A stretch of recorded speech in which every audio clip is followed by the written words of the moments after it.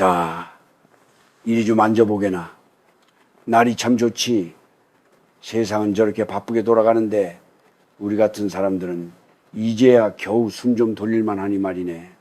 나 최불암일세. 평생을 남의 인생 연기하며 살다 보니 정작 내 인생의 참모습은 머리가 하얘지고 나서야 보이더군. 오늘 내가 자네에게 하려는 이야기는 무슨 거창한 재테크 비법이 아니야. 그저 인생이라는 긴 연극의 막판에 서 있는 한 노인의 뼈아픈 진심이자 당부지. 자네 올해 나이가 어떻게 되는가?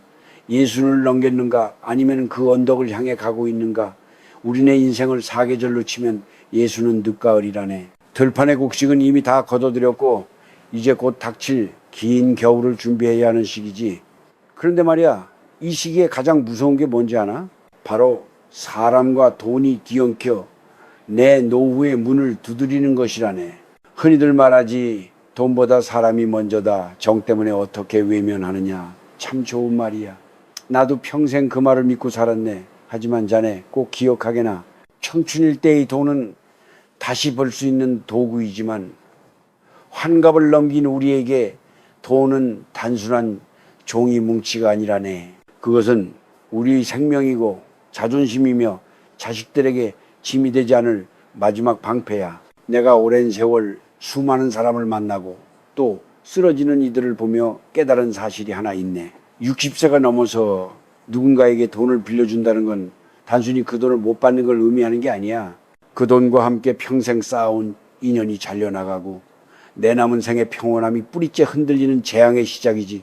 왜 60세 이후에는 절대로 돈을 빌려주면 안 되는지 그 이유를 찬찬히 짚어보세. 젊을 때는 넘어져도 무릎 좀 툭툭 털고 일어나 다시 뛰면 그만이네. 시간이 있으니까. 하지만 우리는 어떤가? 이제는 넘어지면 뼈가 부러지고 다시 일어날 기력조차 부족해. 우리가 가진 그 얼마 안 되는 노후 자금은 우리가 평생 흘린 땀방울이 응축된 마지막 결정체야. 그걸 남의 손에 쥐어주는 순간 내 노후의 주도권은 내가 아닌 타인의 손으로 넘어가는 것이지. 세상은 참 냉정하다네. 자네가 돈이 있을 때는 형님 하며 따르던 사람들도 자네 주머니가 비어가는 걸 아는 순간 안색을 바꾸지. 특히 예순이 넘어서 빌려주는 돈은 대부분 못 받을 돈이라고 생각해야 하네. 상대방이 악해서가 아니야. 우리에게 돈을 빌리러 올 정도면 이미 그 사람도 갈 때까지 간 절박한 상황이기 때문이지. 자네가 거절하지 못하는 그 여린 마음이 사실은 자네를 망치는 독이 될 수 있다는 걸 알아야 하네. 이 사람 아니면 누가 도와주나 하는 영웅심리, 혹은 평생 쌓은 우정을 돈 때문에 저버릴 수 없다는 체면, 그게 얼마나 부질없는 것인지 아는가? 진정한 인연이라면 자네의 노후 자금을 탐내지 않네. 오히려 자네가 평안하기를 바라지. 앞으로 내가 말할 세 가지 종류의 돈은 설령 자네가 돈이 산더미처럼 쌓여있다 해도 절대로 남의 손에 넘겨서는 안 될 것들이야. 이건 욕심이 아니네. 이건 나 자신을 지키고 내 가정을 지키며 결국에는 그 상대방과의 인연을 지키기 위한 마지막 선센이라네. 자, 이제 목 좀 축이고 내가 왜 이토록 간곡하게 말하는지 그 가슴 아픈 속사정들을 하나씩 풀어보세나. 귀 기울여 듣게나. 이건 자네 인생을 지키는 가장 소중한 공부가 될 테니. 자, 이제 첫 번째 이야기를 해보세요. 아마 우리 한국 부모들에게는 가장 아프고도 어려운 숙제일 게야. 바로 자식에게 빌려주는 돈이지. 자식에게 주는 돈이 어떻게 빌려주는 거냐, 그냥 주는 거지라고 말하는 사람들도 있을 게네. 하지만 내 말을 잘 듣게나. 예순이 넘어서 자식의 사업 자금이나 집 사는 돈으로 내어주는 그 돈은 자식에게는 독이 든 성배가 되고 자네에게는 벼랑 끝에 등 떠밀림이 될 수 있다네. 우리네 부모들은 참 지독하게도 살았지. 자식들 입에 들어가는 것만 봐도 배가 부르고 나는 굶어도 자식은 번듯하게 키워내야 한다는 그 일념 하나로 평생을 바쳤어. 그런데 말이야, 자식이 30이 넘고 40이 되어 아버지, 이번에 정말 좋은 기회가 왔습니다. 어머니, 전세금이 모자라 길바닥에 나앉게 생겼어요 라며 손을 내밀 때 그걸 뿌리칠 수 있는 부모가 몇이나 되겠나. 하지만 자네 여기서 정신을 바짝 차려야 하네. 자식에게 내 노후 자금을 내어주는 순간 자네와 자식의 관계는 부모 자식에서 채권자와 채무자로 변질되기 시작하네. 처음에는 고마워하겠지. 눈물을 흘리며 꼭 갚겠다고, 효도하겠다고 약속할 거야. 그런데 사업이라는 게, 인생이라는 게 어디 마음대로 되든가. 돈을 가져간 자식의 형편이 어려워지면 그 자식은 자네의 얼굴을 보는 게 고통이 된다네. 미안해서 피하게 되고, 결국엔 왜 그때 그 돈을 주셔서 나를 부담스럽게 만드느냐는 원망 섞인 소리가 나오게 마련이지. 내가 아는 한 지인은 평생 모은 아파트 한 채를 팔아 아들놈 식당 개업 자금을 해줬네. 자기는 작은 월세방으로 옮기면서도 내 아들 성공만 한다면야 하고 웃었지. 그런데 결과가 어땠는지 아나? 2년도 안 돼. 식당은 망했고 아들은 면목이 없다며 명절에도 찾아오지 않네. 그 지인은 지금 병든 몸을 이끌고 폐지를 줍고 다녀. 이게 단순한 남의 집 이야기인 것 같은가? 아니네. 우리 주변에서 비일비재하게 일어나는 비극이야. 냉정하게 들리겠지만 자식의 인생은 자식의 것이고 내 인생은 내 것이네. 자식이 제 힘으로 일어서지 못하고 부모의 마지막 보루를 탐내게 두는 것은 자식을 진정으로 돕는 게 아니라 자생력을 꺾어버리는 일이야. 유교 사회에서 자식에게 박하게 구는 게 도리가 아니라고 생각하겠지만 진짜 도리는 내가 마지막까지 건강하고 경제적으로 독립된 상태로 남아서 자식들에게 짐이 되지 않는 것이네. 자네가 돈이 없으면 자식은 자네를 불쌍히 여기거나 원망하겠지만 자네가 돈을 빌려줬다가 못 받게 되면 자식은 자네를 무서워하고 멀리하게 돼. 돈을 잃는 건 괜찮아. 하지만 자식을 잃는 건 죽기보다 더한 고통 아니겠나? 내가 죽으면 어차피 다 너희들 것인데 지금은 줄 수 없다고 단호하게 말하게나. 그게 자식을 살리고 나를 지키는 길이야. 돈을 빌려주는 대신 따뜻한 밥 한 끼를 사주고 너라면 충분히 헤쳐나갈 수 있다는 믿음을 주게나. 부모가 끝까지 든든하게 자기 자리를 지키고 있는 것만으로도 자식에게는 큰 힘이 되는 법일세. 자네의 노후 자금은 자네의 생명줄이야. 그 줄을 놓는 순간 자네는 물 아래로 가라앉게 되고 자네를 붙잡고 있던 자식까지 함께 가라앉게 된다는 걸 명심하게나. 자식은 부모의 뒷모습을 보고 배운다고 하지 마지막까지 당당하게 자신의 삶을 책임지는 부모의 모습을 보여주게나. 그것이 자네가 줄 수 있는 가장 큰 유산이자 가르침이라네. 자, 이번엔 조금 씁쓸한 이야기를 해보세. 바로 친구와 지인 사이의 돈 거래라네. 우리 나이쯤 되면은 오랜 세월을 함께한 벗들이 있지 않나? 눈빛만 봐도 통하고 젊은 날 소주 한 잔에 울고 웃던 그 정치 말이야. 그런데 그 끈끈한 정이 돈이라는 놈과 섞이는 순간 세상에서 가장 추악한 악연으로 변하는 걸 나는 수없이 봐왔네. 예순이 넘으면 말이지 사람이 참 외로워져. 현직에서 물러나고 사회적 직함이 사라지면 핸드폰 벨소리도 뜸해지지. 그러다 보니 가끔 들려오는 형님 친구야 하는 소리가 그렇게 반가울 수가 없어. 그런데 조심하게나. 평소엔 연락도 없던 사람이 갑자기 살갑게 굴며 다가와 잠깐만 쓰고 돌려주겠다느니 너밖에 믿을 사람이 없다느니 하며 손을 내밀 때 그건 우정이 아니라 자네의 노후를 담보로 한 도박일 가능성이 크네. 자네는 아마 이렇게 생각할 거야. 우리가 보낸 세월이 얼만데 설마 나를 속이겠어? 이 돈 없어도 당장 죽는 건 아니니 친구 급한 불부터 꺼줘야지. 하지만 자네 명심하게나. 돈을 빌려주는 순간 자네는 그 친구를 잃는 카운트다운을 시작한 것이네. 돈을 빌려간 사람은 처음엔 고마워하지만 시간이 지나 약속한 날짜가 다가오면 자네의 연락이 세상에서 가장 무서운 독촉장이 된다네. 자네는 돈을 돌려받지 못해 속이 타들어가고 친구는 미안함이 원망으로 변해 자네를 피해 다니기 시작하지. 결국 돈 좀 있는 놈이 왜 그렇게 각박하게 구느냐며 오히려 자네를 나쁜 사람으로 몰아세우는 게 인간의 본성이라네. 우리 한국 사람들은 체면을 목숨처럼 여기지 않나. 내가 그래도 왕년에 뭐 했던 사람인데 친구 어려운 거 모른 척하면 남들이 뭐라고 하겠나 하는 그 생각. 그거 정말 무서운 병이네. 그놈의 체면 세우려다 내 아내, 내 가족의 노후가 무너지는 건 왜 생각하지 못하는가. 남들의 시선보다 무서운 건 평생 일궈온 내 삶이 단 한 번의 잘못된 의리 때문에 모래성처럼 허물어지는 것이라네. 내가 아는 한 퇴직 공무원은 동창 녀석의 간곡한 부탁에 퇴직금 절반을 빌려줬어. 고향 친구인데 설마 배신하겠나 했지. 그런데 그 친구 돈 받자마자 연락 끊고 잠적해버렸네. 그 공무원 친구는 지금도 그 배신감에 밤잠을 설치고 화병을 얻어 약으로 버티고 있어. 잃어버린 건 돈만이 아니야. 사람에 대한 믿음, 그리고 자신의 인생 전체에 대한 회의감이 그를 갉아먹고 있는 거지. 자네, 진정한 친구라면 절대로 자네의 노후 자금에 손을 대려 하지 않네. 오히려 자네가 경제적으로 안정되어 있음을 기뻐하고, 혹시라도 자네가 힘들까봐 걱정해 주는 게 진짜 벗이야. 힘들 때 돈을 요구하는 사람은 이미 자네를 친구가 아니라 비상금 창고로 보고 있는 걸세.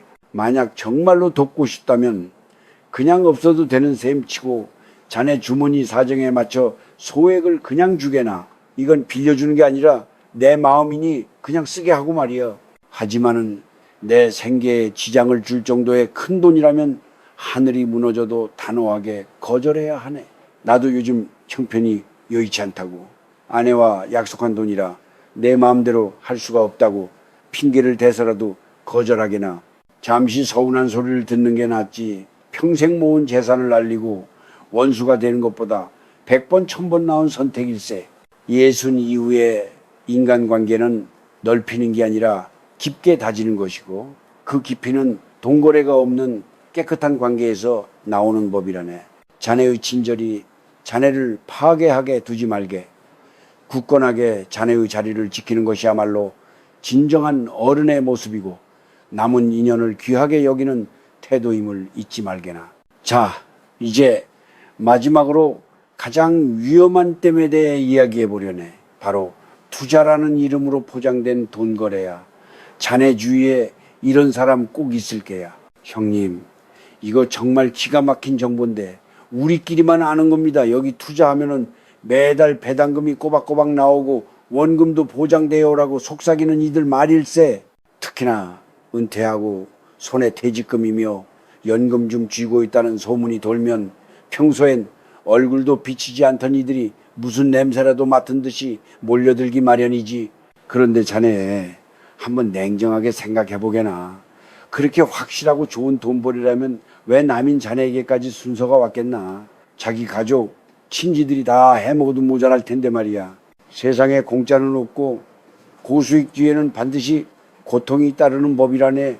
예순이 넘은 우리 세대는 정보가 느리고 세상 돌아가는 이치에 어두울 수밖에 없어. 그걸 노리는 하이에나들이 세상엔 너무나 많네. 우리가 왜 이런 유혹에 쉽게 흔들리는 줄 아나? 그건 조급함 때문이야. 내가 가진 이 돈이 조금만 더 불어나면 자식들에게 더 줄 수 있을 텐데, 손주들 용돈이라도 넉넉히 주고 싶은데 하는 그 따뜻한 마음이 화근이 되는 거지. 하지만 명심하게나 60세 이후의 자산 관리는 공격이 아니라 수비여야 하네. 100원을 벌려고 1영원을 거는 어리석은 짓을 해서는 안 된다는 말일세. 내가 아는 한 퇴직교장은 평생 모은 돈을 아는 후배가 하는 기획부동산에 투자했네.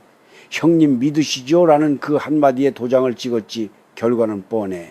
산비탈의 길도 없는 맹지였고 후배는 이미 종적을 감췄네. 그분은 지금 남은 생을 원망과 자책 속에서 보내고 있어. 돈을 잃은 것도 아깝지만 사람을 믿었던 자기 자신을 용서하지 못해 몸에 병이 든 거지. 자네, 돈에는 영혼이 있다고 나는 믿네. 내가 평생 땀 흘려 정직하게 모은 돈은 내 영혼의 안식처가 되지만 남을 속여본 돈이나 사행성 있는 곳으로 흘러들어간 돈은 결국 내 영혼을 갉아먹네. 특히 노후에 당하는 사기는 단순한 경제적 손실이 아니야. 그것은 내 인생 전체에 대한 부정이고 남은 삶의 의지를 꺾어버리는 치명적인 타격이라네. 누군가 투자를 제안하며 돈을 빌려달라고 하거나 공동 투자를 하자고 하면 그냥 나는 그런 쪽으로는 아는 게 전혀 없다고 잘라 말하게나. 나는 이제 먹고 살 만큼만 있으면 되니 욕심 없다고 허 웃으며 넘겨버리게. 그게 자네를 지키는 가장 큰 갑옷일세. 우리 나이에는 큰 부자가 되기보다 거지가 되지 않는 것이 더 중요하네. 가진 것을 지키기만 해도 인생의 절반은 성공한 거야. 돈이 없어서 겪는 서러움보다 돈을 믿고 맡겼다가 배신당해 겪는 서러움이 100배는 더 크다는 걸 잊지 말게나. 사기꾼은 자네의 욕심을 먹고 자라는 게 아니라 자네의 선한 마음과 불안함을 먹고 자란다네. 그들에게 자네의 소중한 생명줄을 내어주지 말게. 단호해져야 하네. 때로는 냉정하다는 소리를 들어도 괜찮아. 자네가 무너지고 나면은 그 누구도 자네를 대신해 아파해 주지 않네. 자네의 노후를 흔드는 달콤한 유혹들, 그것은 사실 자네의 평온을 앗아가려는 악마의 속삭임일 뿐이야. 자네 손안에 든 그 소중한 열매를 끝까지 잘 지켜내어 차갑고 긴 겨울을 따뜻하게 보내길 간절히 바라네.